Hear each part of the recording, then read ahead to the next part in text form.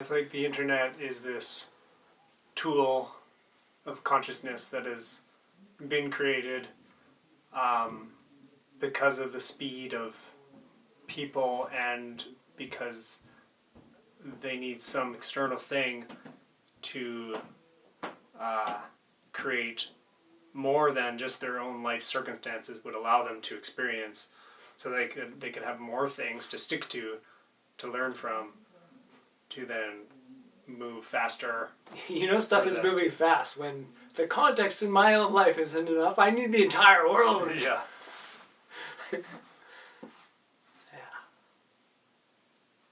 And what's cool is that resource allows all of the versions of things to pop up too. Like the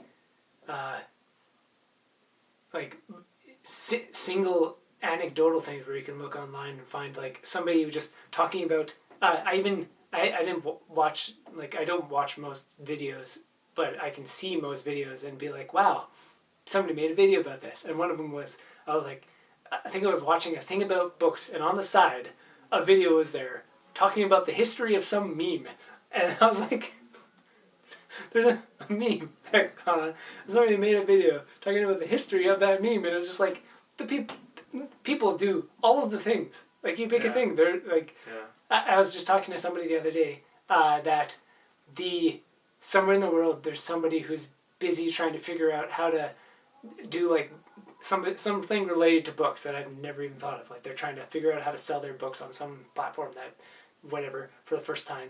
And there's somebody out there who has read all the books that were sold on that platform, has no idea that side of the world even exists, like trying to figure out how to format your book to sell it on that platform, because they're busy doing something like reading all the books. You're reading the books, but they're like, I don't know, they work on satellite imagery or something. Like, it's a completely different world. Yeah. And then the person who's publishing those books has looked at satellite imagery to write their book, and like, they're completely isolated from each other. But there's somebody doing and has to do everything.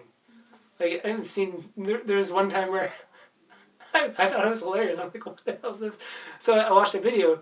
I was the very first person to watch a video of some guy throwing like beanbags into a hole or something. Apparently it's a sport. Like, the other videos had like 4,000 views on them. I'm like, I don't even know what this is, but it just showed up. I have to watch this. What is it? And it was so technical and stuff. Like, all the lingo was like so refined, and it's like, that's a world that I just was able to see because of the internet. And like, the other things that I've seen on the internet that I tend to look into are like, all over the place. So like, what do colors represent in different parts of the world and at different times, because that always changes. Or what is a random hilarious tribe in Africa that I just randomly discover that is like the funniest culture I've ever seen or something.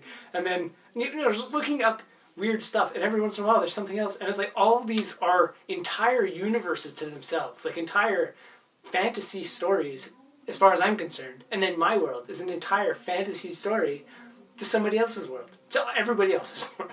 Like, it's amazing. And that's what the internet is allowing us to do, is have like all of the lives as context, and most of it is just like us reflecting on it because we have our own little world. And now almost everybody's little world is like, it has this additional contextual thing, which is you have access to be able to see almost anything in the world.